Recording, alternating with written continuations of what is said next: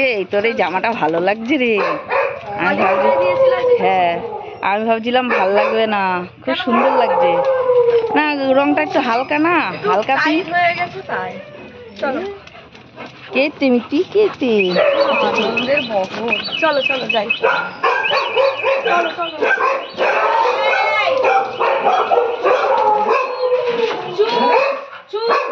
এই হাগি, ওকে ওকে বসাতে হবে না, তুই ওর কাছে যা, ওই দিক চলে যা, চলে যা, ভেতরের দিকে চলে যা।